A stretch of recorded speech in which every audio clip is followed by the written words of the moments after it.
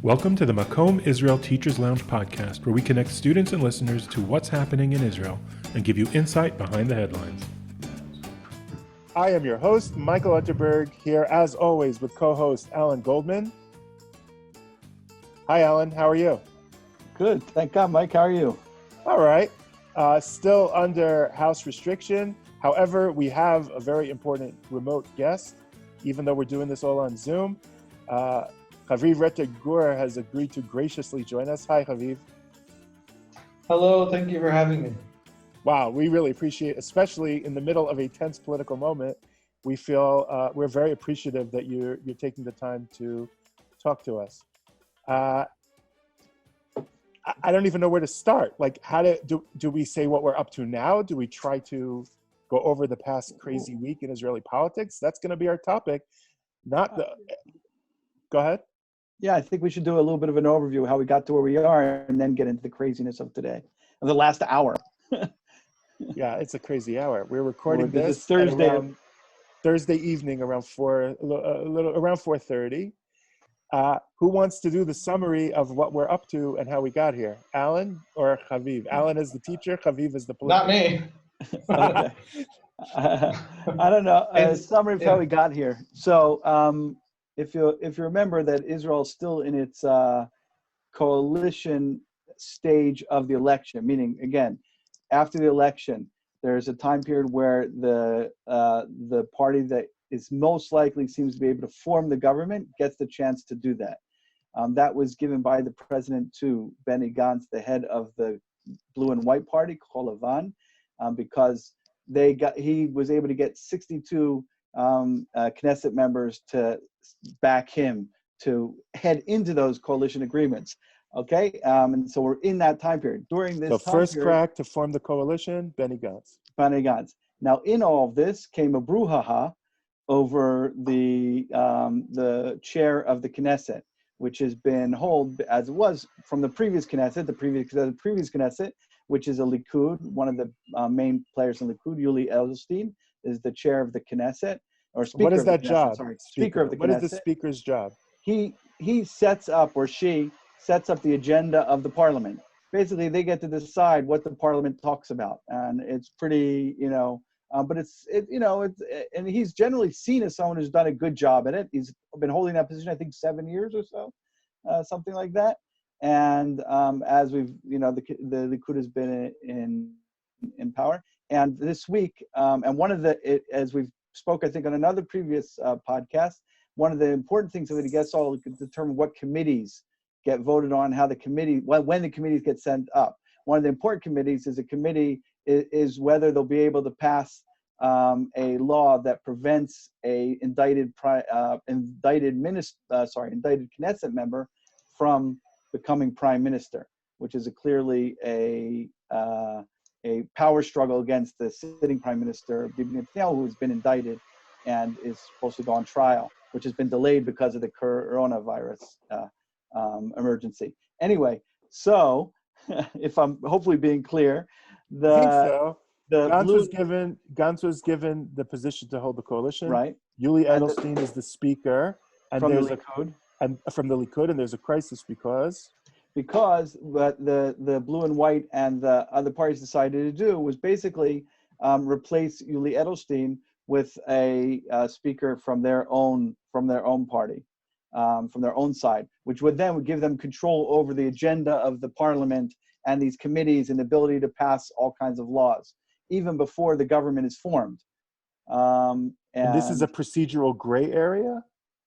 This is a procedural gray area. It's usually pro forma that the Speaker of the House, it was historically something that went to, in the interim period, went to the senior member of the Knesset, not even someone from the sitting party or the last one. That was changed a couple of years ago, again, for stability, but again, not for like procedural reasons, not for really main politics reasons. But Yuli Edelstein decided that the best for the country at this point in stability was to not allow a vote on replacing him. I guess that's a basic way to say it, right? Right. And he refused to, and so then the blue and white turned to the Supreme Court to rule on it, who ruled that he had to call the vote. He said the Supreme Court doesn't have authority and refused the Supreme Court and decided to resign instead. And that gets us to today. Yeah? Did I do it? Right up until blue and white breaking apart.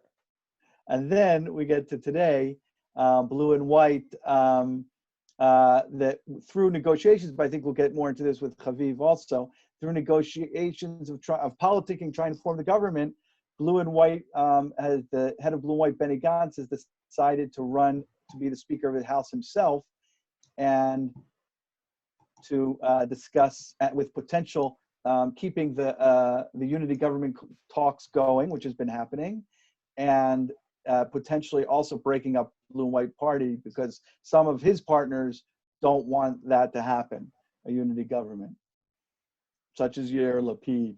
I think that was thorough and clear. Okay, good. Thank God. No, it's very confusing time. Yeah. So now that Alan's given us the headlines, Haviv, can you please explain to us what the heck is happening? Sure. Here's what it looks like it's happening right now, and then just to sort of frame it, I'll tell you what I suspect or what I think Netanyahu might be thinking at the moment.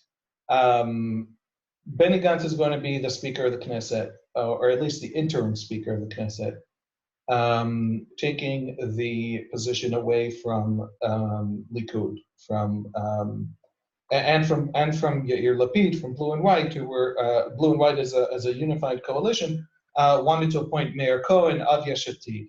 Benny Gantz can't let Yesh Atid take control of the speaker's position because then Yesh Atid will control the Knesset and not the broader Blue and White coalition.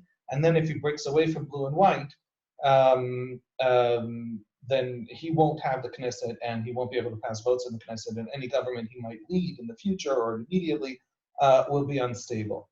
So Benny Gantz, because Yair Lapid was pushing Meir Cohen of his own Yesh Atid party to the speaker's position for a vote today, essentially Benny Gantz was forced into a decision that he has not been forced into until now. And that decision was you have to decide whether you're going with Netanyahu in a unity government, or you have to decide whether you're going with Lapid, who will not allow us any coalition with Netanyahu and is willing to see this through the end. Benny Gantz decided we're bringing this to the end. We're finishing this whole long, complicated, endless, painful, agonizing process, and we are delivering a government because of the virus crisis and everything.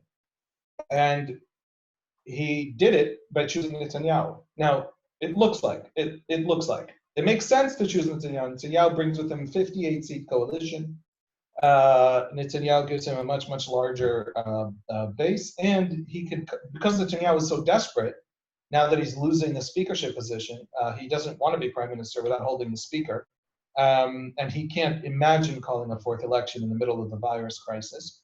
Netanyahu is going to give him unity government deal, which is to say the same number of ministers. Gantz is coming with 15 members of Knesset from his party, Chosn Israel, or Israel Resilience, and he'll have as many ministers as Likud, which has 36 members of Knesset. So most of the members of Knesset from Gantz's Chosn Israel party will be ministers.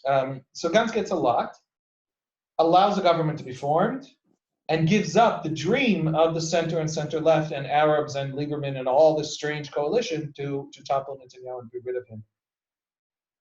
And just to explain how strange this moment is, I want to suggest a conspiracy theory that I can't prove. Netanyahu is a little bit evil. He's brilliant. He's a brilliant tactician, and brilliant people sometimes are evil just because it's enjoyable. Netanyahu could do the following. Blue and White just broke up. Even if they haven't technically broken up, none of them will ever trust the other again. They have held their ground. They have stuck together for this entire year-long, endless, awful three-election process. No daylight between them, and now no daylight of any kind. Even when they were fighting and debating and arguing and angry at each other, they clung together perfectly, completely, and comprehensively, and in every way. And they never will again. They'll never trust that one of them won't be looking aside to try and jump ship. Now Netanyahu doesn't go with guns. Now, over the next 3 hours, Netanyahu goes to Lieberman and says, "It's over. Blue and white's gone. You've got you can't no have a unity government. You can the option of not me is gone. Now, why don't you be defense minister?" And then Gantz is left with nothing. And we're back where we were when this whole thing started, when Lieberman was in the coalition, and Right. all of the 3 elections. Getting us back to where we started. From years and years of following Netanyahu, I am 110% sure that that thought went through his mind. I'm sure. There's no way it didn't. It went through my mind, so there's no way it didn't go through his. And I'm sure it made him cackle. Right, but you are evil, Haviv. That's not fair. Listen, there's only so much you can study a thing before you start to resemble it. But I think that the point of laying out that kind of a strange, odd, scenario is how strange this moment is. It just shows that Gantz he thinks he has Netanyahu, desperate desperate for him. At the same time, he's just made himself tremendously vulnerable. The only thing that made him powerful was the unity of blue and white.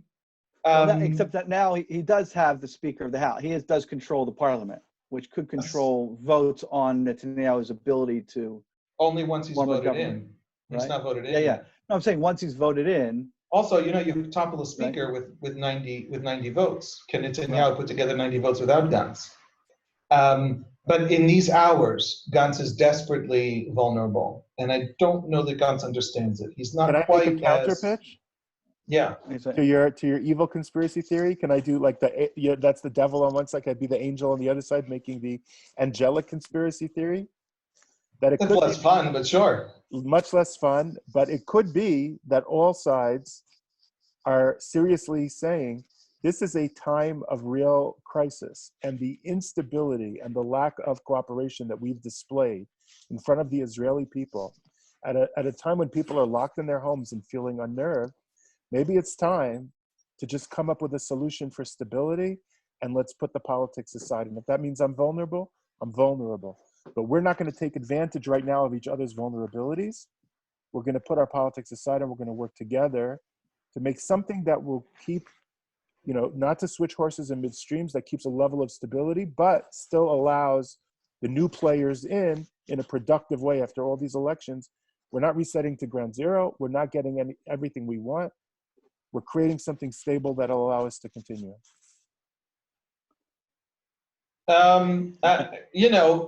It hasn't happened yet.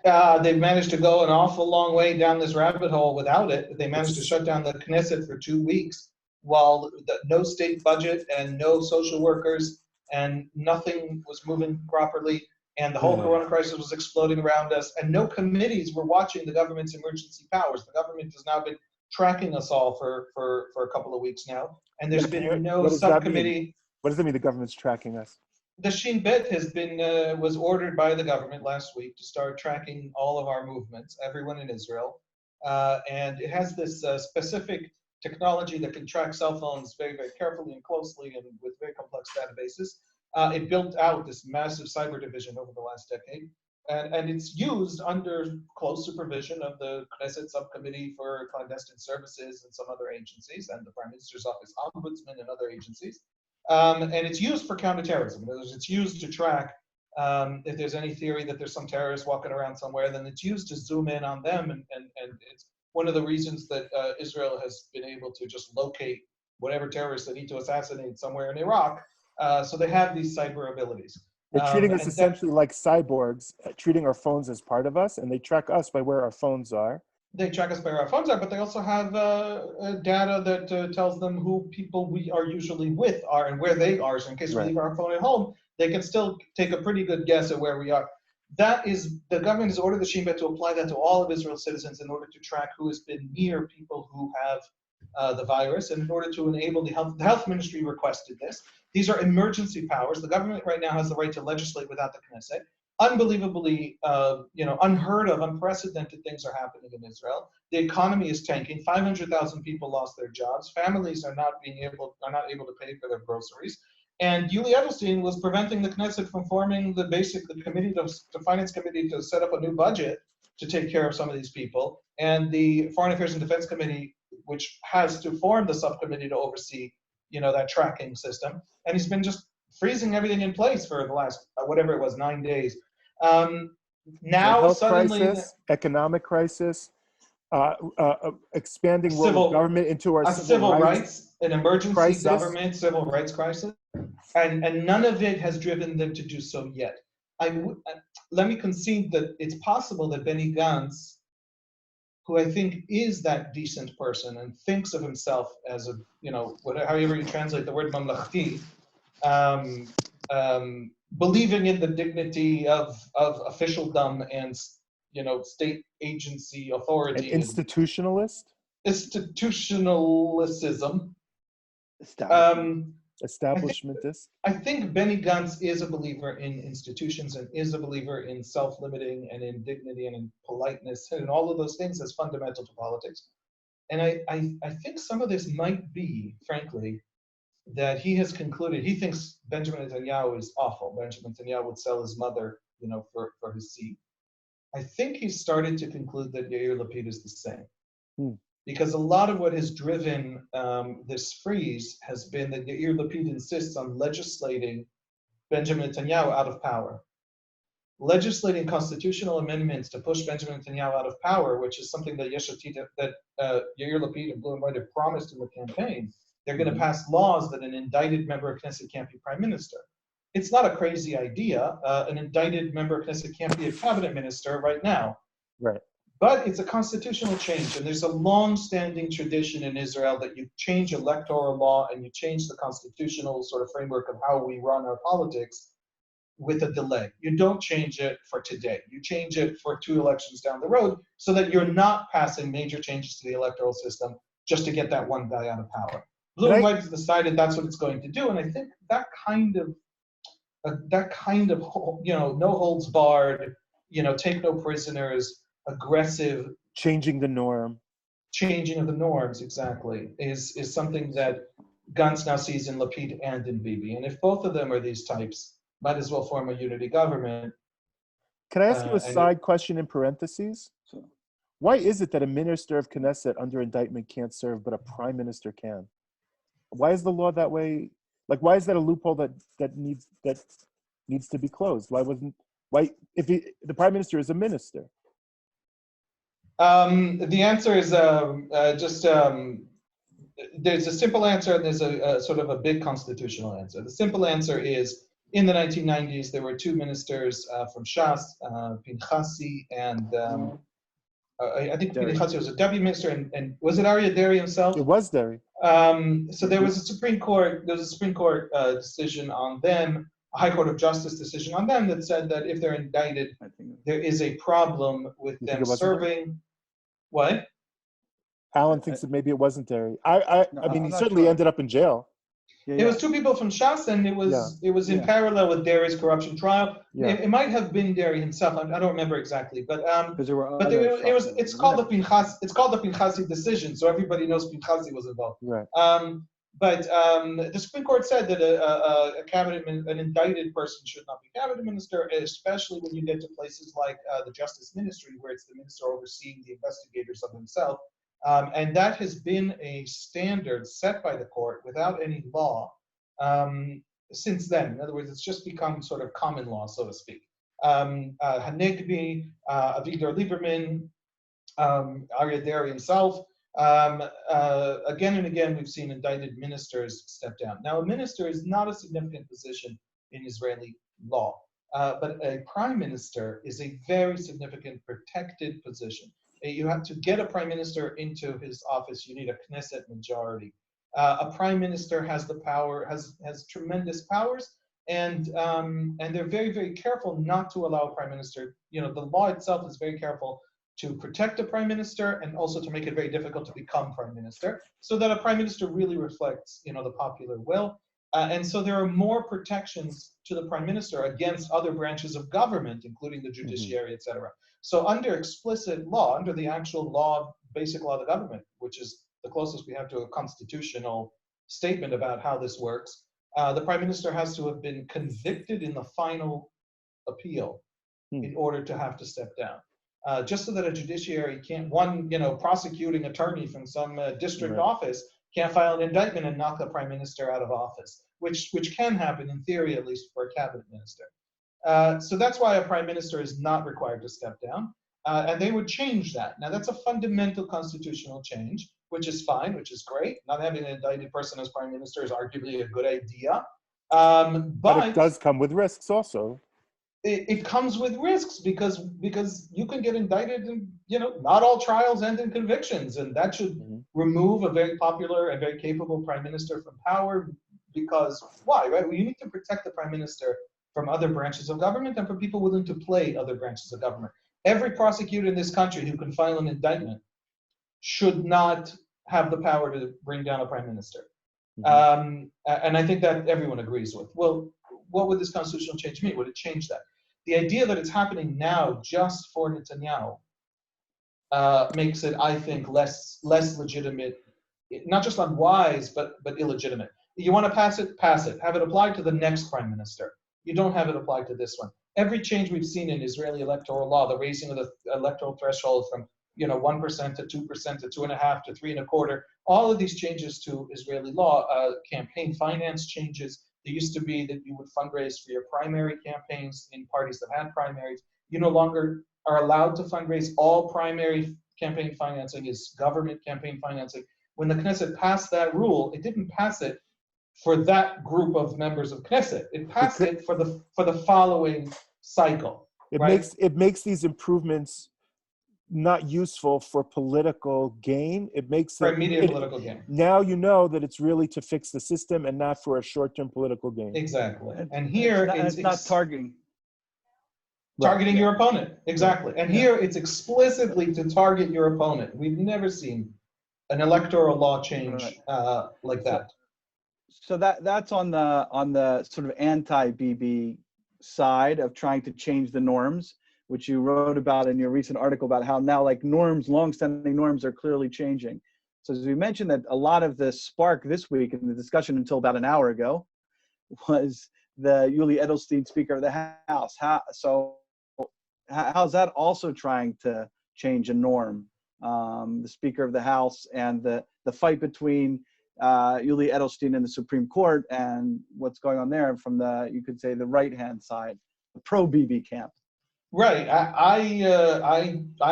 My position is a pox on both their houses. We are seeing an assault, not on democracy. Israeli democracy is this very complicated thing that people use the word without exactly defining or deciding what it means. But I think we are seeing an assault on the old norms. We are seeing that the partisanship is so deep. The hatred of Netanyahu is so profound. And Netanyahu has instigated and sparked and created and would knowingly and intentionally run a massively anti-Arab campaign that included SMSs and that are blatantly racist.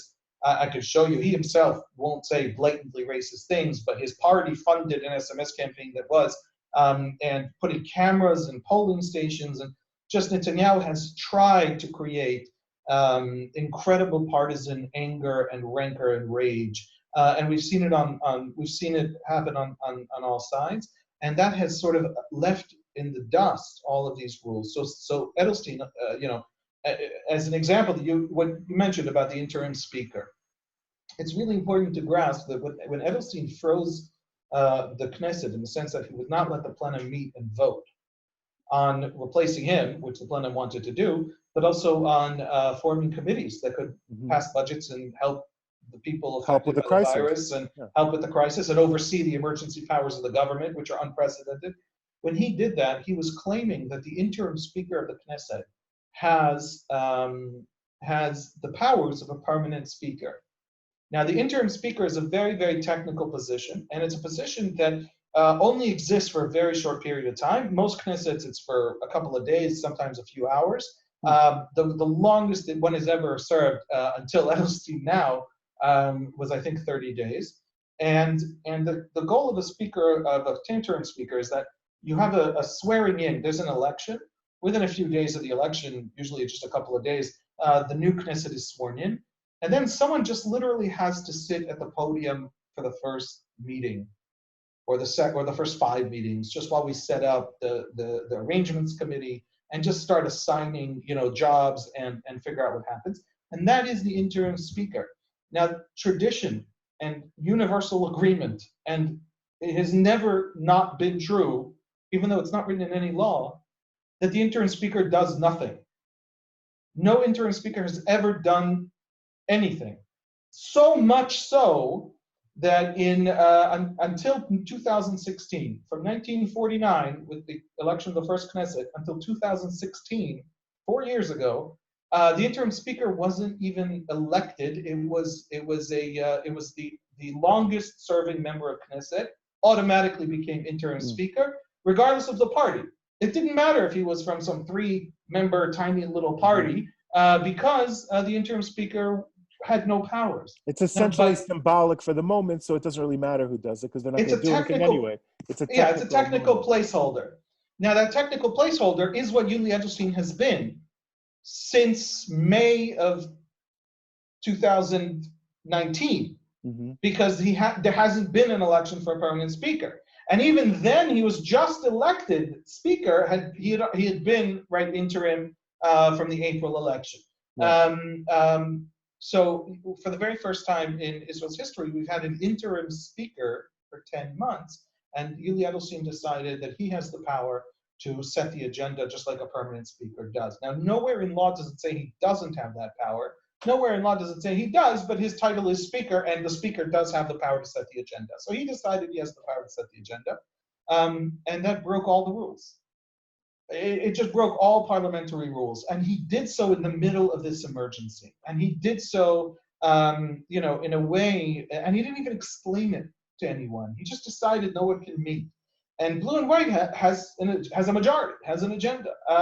And so the legal argument against it was this has always been a position that exists until there's a majority to elect a new speaker and a new Knesset. Now, you are literally not letting that majority meet.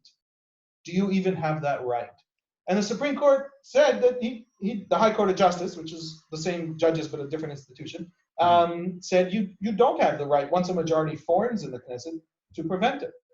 Yuli Edelstein says, look, I'm breaking tradition, but that's the law. The Knesset Takanon, the Knesset statute, which is all the bylaws that run the Knesset, that decide how it functions, says that I am the speaker and I can set the plenum agenda.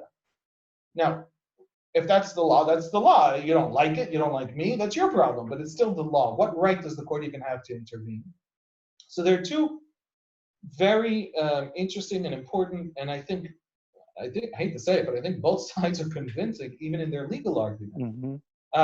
Once you have a majority that says, I don't want this guy, and he says, well, tough luck, Knesset speakers can stand down majorities in the Knesset, they're meant to, but there's at least supposed to be elected speakers, not holdover placeholders. Right. So he broke with tradition. He said, I'm breaking with tradition to prevent Blue and White from breaking with tradition and passing laws, constitutional amendments that will prevent their political opponent from coming to power. The Supreme Court said, yeah, but that's you serving the executive. You have to defend the legislative, so you're breaking your the fabric of democracy by not serving. That was the court's term. You're undermining the fabric of democracy by not standing up for the Knesset's rights. Edelstein said the court had issued an illegal order because, what do you mean? It's in the Knesset rules. You can't tell me that I can't function as a politician within the rules of the Knesset because you don't like how it turned out. You left-wing, citizen pretending to be a Supreme Court judge right now, but issuing an order that has no legal basis. Well, so that's been the crisis. We are in unprecedented territory. You can make either argument with a straight face. They both have a side, but it seems to me even the president said the bottom line is in a crisis like this, you can't defy the Supreme Court and have the structure of government. Well, that's where you have people like Ayelet Shaked. The president, believes deeply in the Bagatz and in this Supreme Court. Ayelet Shaked doesn't like the Supreme Court, doesn't like its decisions, doesn't like the positions and opinions, legal opinions and political opinions of the judges. I've noticed that actually, yeah. That's across a little bit in her. She's subtle, but you can sift it out of. Just let's remind listeners, Ayelet Shaked is from the Yamina party, whatever it's called, the right-wing party, and she was the justice minister in the coalition with Likud for many years. She's a lawyer and was a justice minister. Yeah. So, but she also ran in one of the elections with the New Right. The slogan, she ran with Naftali Bennett, and it was Bennett will defeat Hamas and Shaked will defeat the Supreme Court. Yes, Shaked really doesn't like the Supreme Court. Yeah. Shaked said today or yesterday, I can't believe, before Edelstein said I'm resigning and I'm defying the court, I can't believe he'll defy the court. But wow, is the court, terrible and wrong, right. And we should appoint conservative judges so that this doesn't happen. So Ayelet Shaked herself is shocked at Edelstein defying the court. And I interviewed for an article in the Times of Israel Professor Yuval Shani, who is a law professor at Hebrew University and the vice president of the Israel Democracy Institute, and very, very much on the left-wing side of this debate, and one of the main advocates of the left-wing side of this debate that the court needs to intervene here. And he said, look, Edelstein has an argument. The Knesset Takanon, the Knesset statute, it's not that it gives him this power. It doesn't explicitly say he doesn't have this power. It doesn't not give him that power, and his title is Speaker, and these are the powers of the Speaker, even if it's never been how we understood what those words mean. He's re-understanding the words, but he's still within the words of the law itself. You can argue that. And you know what? Maybe history will side with him. And maybe history will say, Edelstein was right. You still obey a court. The courts are wrong sometimes. The courts are human institutions. Right. You don't not obey the court. That's the beginning of a whole nother kind of breakdown beyond anything political and anything else. We can complain about the umpire tomorrow, but for today, for the game to continue, we follow the rule of the umpire. And in this situation, the Supreme Court's the umpire. And that's why Edelstein said, my conscience won't let me. That's why he resigned while doing so. Now he resigned while doing so. He was about to be voted out, right? No, but I'm not going to block that vote anymore because because I don't recognize the Supreme Court's ability to tell me to stop that vote. I'm leaving. It's a more honorable thing to do than to just keep blocking the vote. It's a more honorable sounding thing to do. In his resignation, he ended up shutting the Knesset for 5 more days. Yeah, that's true. Further. Yeah. Which the Supreme Court also overthrew. Yeah. But he forced the Supreme Court also to go into that other rabbit hole. What right does the Supreme Court have to overthrow that? What right does the Supreme Court have to set the agenda? That's his whole point. I think he was trying to flush out the point. I mean, usually Edelstein, whether we agree with this move or not, in general, is seen as more of an honest ideologue, right, from both sides, right? You see him as a guy he was a prisoner of Zion in Soviet Union. We kind of all grew up knowing his name, right, of one of those outstanding heroes like Natan Sharansky, and did this move, and which he even invoked his years in the Gulag as being his precedent. He really judge him the benefit of the doubt, whether, how much politics and all that is, that he really believed that the Supreme Court had no justification for intervening in parliamentary politics, right? Or parliamentary affairs, correct? Right. And I don't know if they went further, they went even further and said, okay, so, they could totally overtook the parliament by saying, okay, he can't stop it from, even with his resignation. Right. He acknowledged the court, told the court its order was illegal, resigned, and also stuck a stick in the works while resigning. He did all the things all at once, but he is, I think, an honest man. In other words, I do think he believes that he's doing the right thing. It's worth saying the court gave, I don't know if we mentioned, the court gave him 2 orders, right? And he obeyed one, and he defied the other. He obeyed the opening of the committees to have oversight over the emergency powers of the government, and that I think shows his obviously he was playing politics and he was maneuvering politically to his advantage. Also, when the court said, listen, the legislature has to have oversight over an emergency government, passing emergency ordinances, he said, okay, well, arguably the judiciary should be able to order the legislature to have oversight of an emergency government. So he didn't completely defy the court. The court gave 2 orders. He obeyed one, and committees were founded immediately. By the way, Blue and White broke every tradition by chairing all the committees. That has never happened in Israel's history. The opposition always gets, the minority always gets. Some of the committees, usually the committees that have to do with oversight and critique of the government. Blue and White founded 6 committees and gave 6 committees to its side. And Likud said, look, they're being undemocratic, and Likud's right in the same sense that that Blue and White's right, that Yuli Edelstein freezing parliament was undemocratic. So he obeyed the one, and then when he thought that Supreme Court really didn't have a leg to stand on, then he defied them. So I ask you your opinion. Sorry, yeah, go ahead. We're running low on time, so. What do you think, Haviv? Is the system broken? Every democracy runs on informal rules. There's only so much you can expect and predict and put down in writing. Our democracy more than most, because we have very little in writing. And they're no longer obeying those rules. Nobody. They're not giving minority the norms. The norms. They're not giving the parliamentary minority committee chairmanships. They're not. The interim speaker is suddenly the speaker, even though nobody elected him. They're passing major electoral changes targeting specifically their political opponent and doing it retroactively, essentially, for this election cycle. And they're all doing it. They're all doing it. The very fact that you go to a May 30, 2019, when Benjamin Netanyahu couldn't form a government, and instead of giving it to his opponent, decided to call a new election, was unprecedented. There'd never been an election in Israel that hadn't ended up forming a government. And that was a breaking of the rules, that he would just call a new election instead of okay, you couldn't do it, you lost. Now let the other guy sit in the opposition for 6 months, then bring him down. Breaking a norm in a system like this, it's a little bit like pulling it's only one string in my sweater.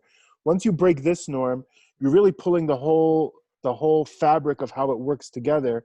It gets pulled further and further, and so you end up in more and more situations where the norms don't exactly apply.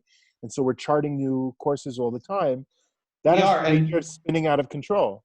It is spinning out of control. Imagine United States politics without minority and majority, without any kind of discipline, without whips, without rules, without the coordination between the Senate and the House. All of those things are informal. All of those things are unwritten. There wouldn't be a budget. Yeah. There would be nothing. There certainly wouldn't be oversight of, listen, America believes in preventing its government from successfully working. It's an ideology. But but a lot of those things have happened, like forming budgets, and a lot of those norms are breaking in the United States. Maybe this is beyond Israel. Yes, but in Israel it's happening fast, and it's happening now, and this year-long stalemate has really driven it forward in a very powerful way. I think that's very dangerous. We're still a democracy. We're going to remain a democracy. We're going to be very dysfunctional until the norms come back, until people recommit to them and realize the danger of them.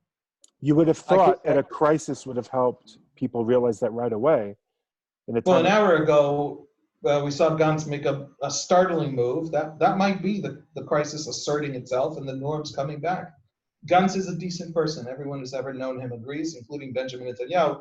Even though he's run a campaign arguing he's mentally ill, Benjamin Netanyahu is the last person who thinks that. He praised Gantz, appointed him Chief of Staff of the Army, and then extended his term as Chief of Staff of the Army. And until he became his political opponent, thought he was not mentally ill. Maybe Benny Gantz really is reasserting the rules and therefore doing something. Will help us reestablish the norms. I'll give a positive spin on it. Potential, again, who knows? But maybe the thing will come out of this is we'll finally get a constitution. They'll wake up and say, "Hey, wait, we really got to write some of these things down. We really got to put together a constitution of how we're going to work these things out in the future." Yeah, or a little bit more of a constitution. Yeah. Even very very sophisticated constitutions like the United States and France can be destabilized when the norms evaporate. Obviously. You always have to have norms. You always have to have norms that are not written. You can't. You said it nicely before. You can't write everything. But the fact that we don't have any real developed constitution just makes it that more up in the air. I would Right. argue that the temptation to break the norms seems to come from this sense that my political opponents, are a danger. And so defeating them is more important than maintaining the norms. That one of the most important elements in a democratic system is the ability to lose gracefully, hand it over and say, okay, I'll get you next time and we'll fix whatever you do that I think is wrong. We'll have to fix it. But the system has to come first. And that's, I think, that it's that partisan angst that I can't afford. They all they say can that say not well. They have to put their. I mean, I think No, they're all saying the bad thing you said. They're all saying the other side is destroying the country. Right. Yeah. It's Begin saying, And they I ran won't shoot campaigns back. on. I won't shoot back at what they're shooting at. When the Palmach is shooting at the Etzel, we won't shoot back. We'll be defeated rather than break the people apart. That's a courage that's that hard we don't have at the moment. at the moment. That's been lacking for the last year. So can I get you to express any optimism that maybe there's a light at the end of the tunnel? I am the most optimistic of all, certainly in journalism, of all the observers of this situation, in the sense that I think a lot less is at stake than people who talk about the downfall of democracy. What is at stake is momentary. What is at stake is the culture of politics. What is at stake is the capacity of government to function properly. Democracy in Israel never came from the top, never came from the institutions, never came from a constitution. It always came from the bottom up. And that is absolutely, the Israeli people are incredibly disciplined in obeying all of this emergency stuff. The second the emergency stuff isn't very clearly because of the emergency, the whole thing will collapse on them. Right. I mean, and I have no question, and the day I doubt that, that's the day for the very first time I joined the New Israel Fund in worrying about Israeli democracy. Right. But so in that sense, I'm the most optimistic. But there's a lot of harm that can be done, a lot of harm that can be done to a country, not to its democracy, but to everything else, to its economy, to its society, to its sense of self, by this breakdown of those norms. And so in that sense, no, I'm not optimistic.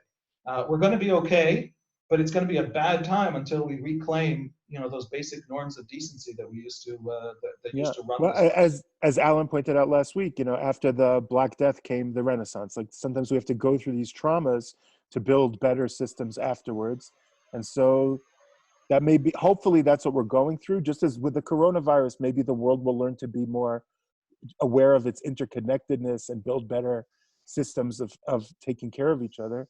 So maybe this political crisis here in Israel will lead to the establishment of more stable norms and values. From your mouth, Alan, to God's ear. Amen. Inshallah. Inshallah. All right. Well, Haviv, thank you very much. Under difficult circumstances at the last minute in the middle of a breaking news story. I speak for not just me and Alan, but for everybody when I say how much we appreciate you taking the time. And that was so helpful. And I'll tell you I thank you in advance for our listeners how helpful that really was. I also appreciate your articles on it because it's where I get a lot of my information. So go out and read his articles. I mean, obviously I'll put the link in the podcast, but listeners always read Haviv, partially because the clarity, but also that the honesty, but the optimism also, the faith in how things go on. That's a rare voice, unfortunately, well worth reading. I appreciate it. Thank you. Stay safe. You too. Everyone stay healthy. Thank you, Haviv. Thank you, Alan. Bye-bye.